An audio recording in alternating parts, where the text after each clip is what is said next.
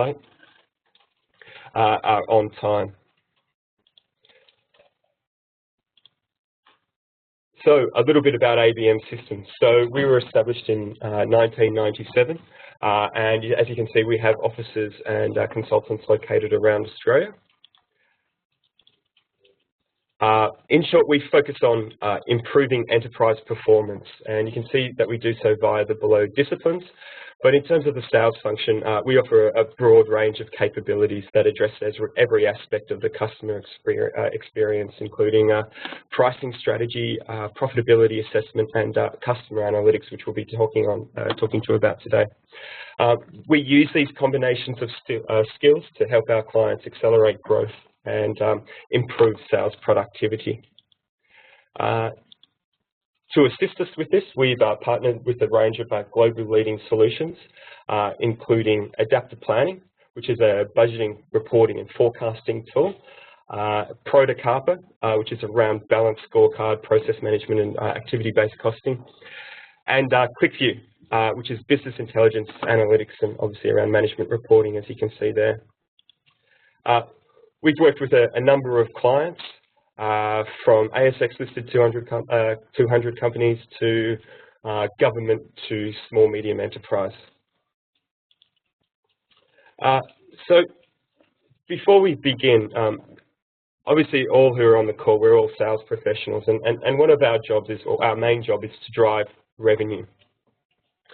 And the problem is too many of us make it way too difficult. You know, we work diligently to add to the pipeline, to drive leads, to increase upsells, improve close dates, all with the goal of taking our organisation to the next level. The key to increasing revenue, as we see it, is about aligning 4 critical areas, so around strategy, structure, and people and processes.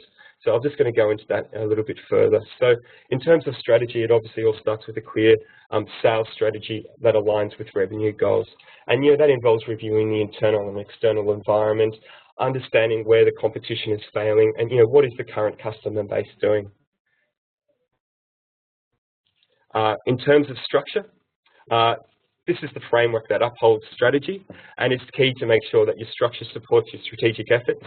And you've got to make sure that you have the right pieces in the right place. So that all comes down to sales operations and sales enablement.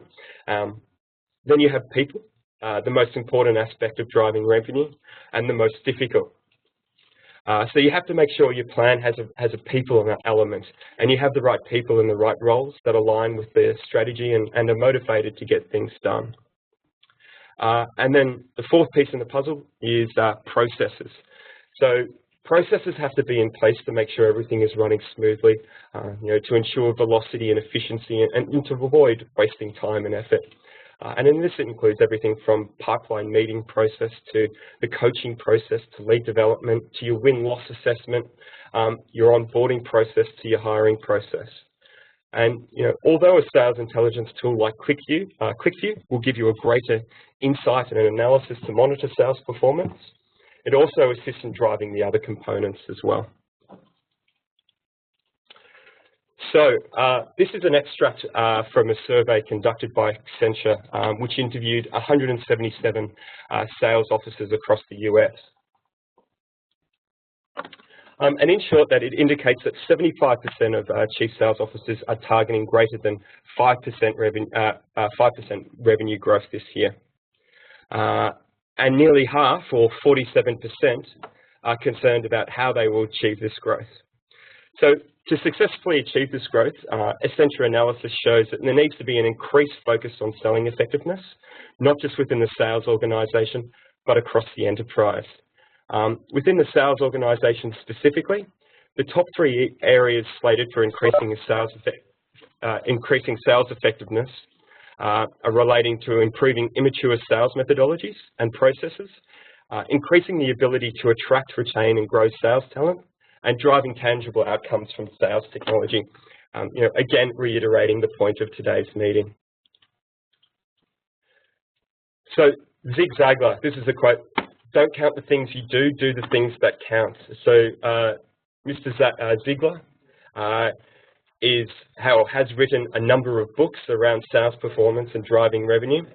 And he makes the point that success comes from doing what counts, and data plays a key role in empowering the ability to identify what counts. So quickly going back to the insight survey, 70% are not using sales intelligence systems to mine key customer and prospect information from internal ERP or CRM systems. So we see this as represents a massive opportunity, allowing you to gain a full view of customers to take preemptive steps. So CSOs who were interviewed and who were using intelligence systems had better outcomes across the following. So we can have a look at the top three. So prioritising which account to sell to, reducing prospect research time, and the ability to generate more leads and increasing win rates over competition and shortening sales cycles. So obviously all very crucial if you're a sales manager. So what type of sales intelligence tools you can look at is Qlik. And Qlik is a business discovery platform. And it's all about user-driven business intelligence and about simplifying decisions for everyone, everywhere. So Qlik helps you climb that analytical curve through to business discovery. So business discovery being the end goal. So if, for example, organizations begin by doing backward-looking descriptive analysis as stage one. Stage two, you move into more diagnostics. And then three, you move to adopt a forward-facing predictive approach. So some organizations then move on to other atypical styles of analysis like prescriptive analytics, based on their line of business. But almost all BI projects begin with a descriptive purpose. That is, they answer the key questions of what has happened, where and when. These descriptions are delivered as reports, often using a finite set of key KPIs as their defining characteristic. And they typically address questions like, how many salespeople do we have? What were my top 10 products per region? And they look backwards in time, so analysing the past. A major step up in this business value is attained when organisations give their decision makers the power to start to ask why and how did it happen. The process of making discoveries through iterative exploration of data delivers insight into organisations. So, for example, why did sales fall compared to last quarter, and why don't customers respond to promotional offers? There are, an infinite number of questions that can be asked of data if you allow people to do so. The next process is around predictive. So what is likely to happen? So giving foresight to decision makers enables them to anticipate what may occur and plan to take advantage of it. Typical questions might be, if I alter the price point on this product, what is it likely to do to sales revenue? The typical journey from descriptive to diagnostic to predictive is gradual and requires increasing competence around analytics. It's key to communicate that visualization tools are just a modern chart-based way of delivering descriptions of data, where Qlik, well known best for discovery-based diagnostic analytics, covers a wide spectrum from descriptive through to what-if predictions. So that whole curve.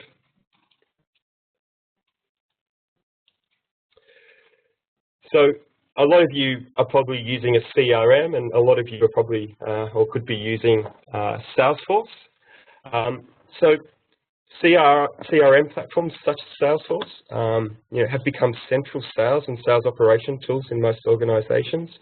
And those systems contain obviously all your core information about customers, prospects, opportunities and sales performance. However, I guess as strong as these systems are in enabling sales processes, they often don't provide the same level of capability when it comes to data analysis and exploration, as we've touched on in our previous slide. So again, reporting is limited to static formats. You're reporting on in the past, And for example, if you want to see some information or see a new report, you might have to go to a report writer, request the information, wait for them to produce the report and send it back to you. By that time, you've kind of missed the window. In short, it doesn't provide the insight needed to take full advantage of the valuable information contained in your CRM. So by having a tool like Qlik sitting over the top of your CRM, it can provide fast access to information, advanced analysis, and which is not possible in Salesforce. And this is everything from movements over time or forecast accuracy. And this is available across any device. So just before we get into our first demonstration, I want to give you a quick introduction on what differentiates Qlik, the sales intelligence tool, to other tools that are out in market, and that is the associative experience. So traditional tools use predefined drill paths. So basically, you have to start from region to state to product to salesperson. There's no other way of getting down to finding out what that salesperson's opportunities are or revenues are unless you take this approach. With Qlik, the end user decides where to start and end. All the data is always visible, and it's the power of green, white, and grey. So I'll be going into that in a little bit more detail very shortly. Actually, right now. So this is a dashboard that sits across a CRM product like Salesforce. And for this particular dashboard, it's for a content management system company. And basically they sell users, authors, consumers, and other licenses related to their business. So when looking at this, apply a bit of imagination on how it could apply to your particular business. So you can see three distinct colors here, and here's the legend. So past is the previous quarter, which in the case for this demonstration is Q4 2012. In gold or in orange is your present quarter, which is Q1 2013. And then in green is your future quarter or your next quarter, which is Q2 2013. And I'm just going to go into a little bit of detail explaining what some of these metrics are. So what you can see here in the last quarter is that we closed $44 million. We won 849 opportunities and lost 560. You can see our trend line for the quarter, so October, November, December, and we had a big uprise in our December sales. We can also see the salesperson and their revenue that they closed for that particular quarter. And then there's also some last year's figures as well. So seeing what Q4 2011 did, and then if we go across Q1 2012 and Q2 2012. In the middle, in present, you can see here that we've closed $8 million worth of business, and that came across through closing 288 opportunities. Our win rate was 39%, and you can see here a bit of a trend analysis, so seeing what was closed, what's current, and what's future. You can see here what the top 3 closed opportunities are to date, and what are the top 3 pending opportunities and salesperson. So you can quickly identify what deals do we need to focus on in order to hit our number. So what I want to do now is,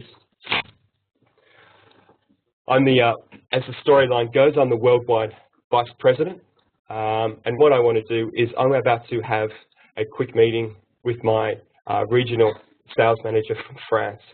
What I do is I click on France, and what you can see here is all the information updates on that selection. So for example, if I quickly go back, you can see here that the win rate globally was 39%, but for this particular region, the win rate is 45%.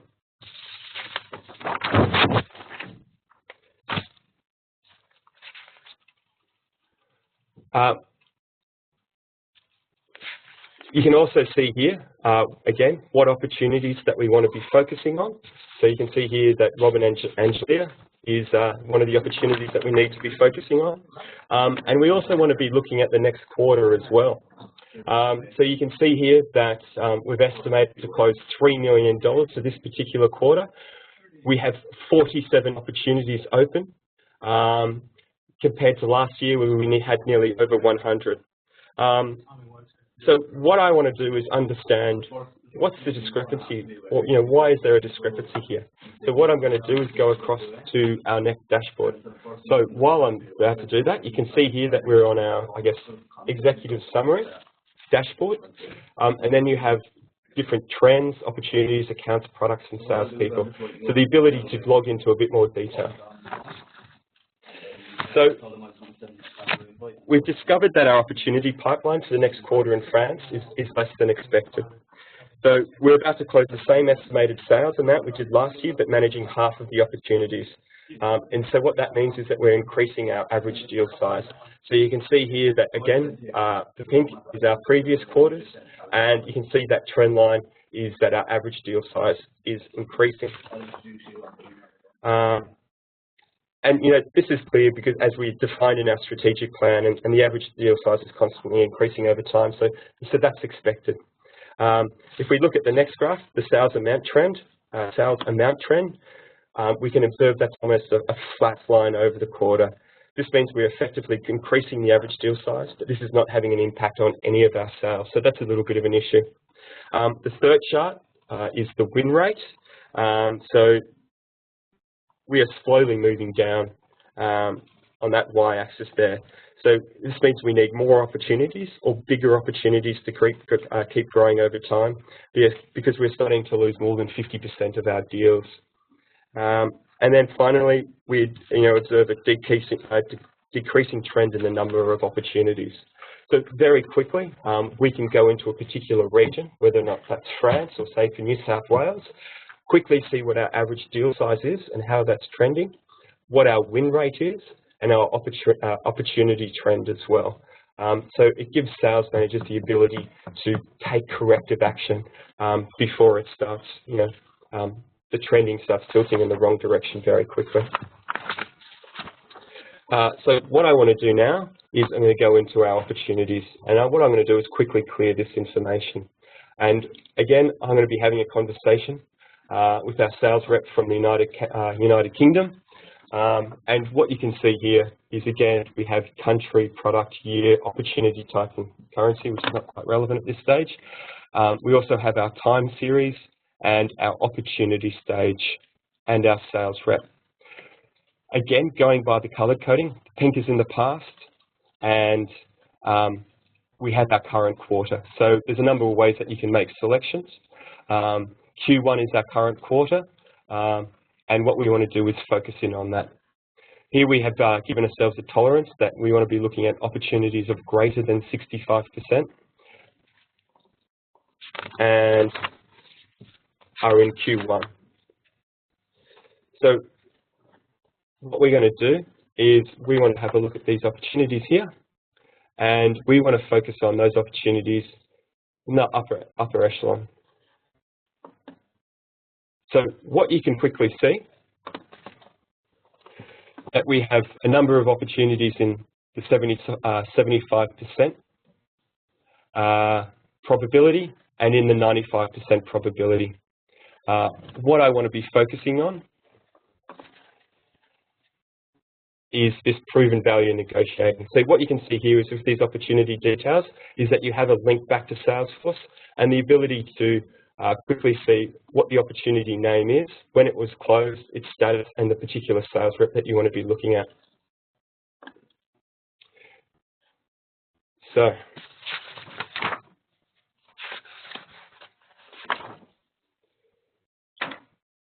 what we can also do is we can quickly look across into our products as well, and look at particular sales reps and go through in the particular quarter, what are our sales reps selling?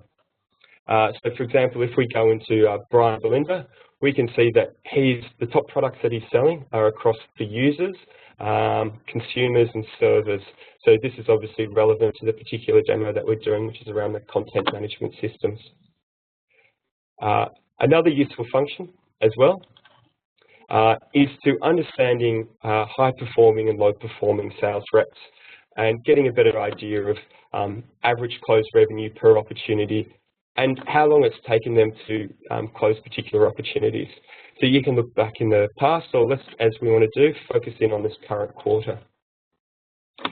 So by focusing in on, for example, March, we can quickly see who our highest performing sales reps. We can see the average months per opportunity and the particular amount per opportunity. So this is very quick, a very useful way of finding out who is performing and who's not performing, and the average days in pipeline. Again, the ability to drill down into a particular product, for example, Sweden, into particular products, and you can see as we do so, all the information updates. So that's our Salesforce dashboard and how we can extend the value out of our current investments in CRM. And the next one is going to be our sales management and customer analysis dashboard. So as all demos do, has a bit of a storyline. And again, I'm the worldwide vice president for a bikes company, and they sell everything related to bikes. So what I'm going to do is click on the current quarter, and I've just received notification from QlikView that the information has updated, and I want to go in and do some investigation. So by quickly looking at this geo map, I can see that there's something interesting happening in North America. So what I do is I quickly select that, and I can see that sales, margin, and customer. So green being positive sales and margin, and red being negative. You can see here that I've got some key KPIs, which are around profit margin, average orders, and some year-on-year information. So what I want to quickly do is click on accessories, and I can see here the trending amount, the margin, and the margin goal. So I can see with our accessories, green being selected, and white being associated, and grey being non-associated. So I know what data relates to each selection. I can see that, again, there's no problem with accessories. I can click on my clothing. We're nearly in the tolerance of being concerned with our clothing margin. We can look at our components margin, again, a bit of a concern, and look at our bikes margin. As bikes are our key products that we sell, and there's been a major drop, I want to go through and investigate this a little bit further. So what I can do is go into my products app, and you can see here that I've got some information around total sales for Q1, total sales for Q2, and a breakdown by product subcategory. You can see there's a number of ways that we can display this information, either via a heat chart or a sales and versus profit margin. So what I can quickly do is I can select the most negative components, and you can see here that this makes up our mountain bikes. We can go through our different channels and see that the channels in the store, quick back to heat margin, is definitely of concern, and let's see if this has any effect on our margin in the individual channel. And we can see that the store channel is our main concern. Some of the more interesting stuff that you can do is around customer targeting. So the ability to go into bikes and finding out what products they have purchased and what they have not purchased. So with bikes, again, there was a bit of an issue with our mountain bikes, and as a bit of a short-term initiative, we want to drive some revenue in some high-margin products. So why don't we look at all those people who have purchased bikes but have not purchased accessories in the last 2 years, And what you can quickly see here is that we have a list that we could send to marketing for them to create a campaign to and effectively target. So that's a quick demonstration in two areas. I'll just bring this back up. One was the demonstration around Salesforce, and the other demonstration was around our bike demo. So for sales enablement around our CRM demo, you can see here that you can improve customer targeting by better capturing cross-sell and upsell opportunities, enable users to create personalized target lists, and improve preparation for the effectiveness of customer interactions. Quick view for sales and management, the bike demo, you better visualize your win losses and revenue performance and improve insight into the pipeline and key risk areas to address. Improving your control of pipeline and sales performance, more proactive risk resolution, and increasing revenue and profitability. What we haven't mentioned is that Qlik View is available across any device, whether that is desktop, mobile device from tablet to Android. Qlik View is also available across any function. So we've specifically talked about the sales function. However, you can see that it's available across finance, marketing, IT, HR, operations, and supply chain. So the formatting for that has gone completely out of the window, but to finalise, the top 5 wanted tips and examples of how to increase sales revenue and monitor sales performance was 1. Around customer targeting, so prioritising the investment in the most critical relationships and opportunities. 2 is having information available when and where you interact with clients and prospects is critical to better understanding their needs and the opportunity they present. So user-driven business intelligence provides that platform that can access the information and deliver it quickly to sales professionals from any device. Number 3, leveraging your CRM platform. So unlocking the data and the investment that has been made in your CRM system and providing deep insight that you can leverage for success. Number 4 is going beyond traditional pipeline reports to innovative insight and action, such as the ability to slice and dice data to unearth risks and opportunities through what-if analysis. And 5, self-driven business intelligence platforms. Create a fast and agile environment designed to tap into diverse data sets and provide strong insights. So companies that are forced to rely on limited data miss the opportunity to transform their sales organizations by coupling financial, CRM systems, marketing and campaign data, purchasing history and service data to create a meaningful platform to create action against and to manage overall performance. And the last tip is around giving responsibility, about creating an entrepreneurship culture. So giving responsibility to each member of the sales team to develop and drive their own portion of the organisation through user-driven business intelligence. So there are our top 5 plus 1 tips.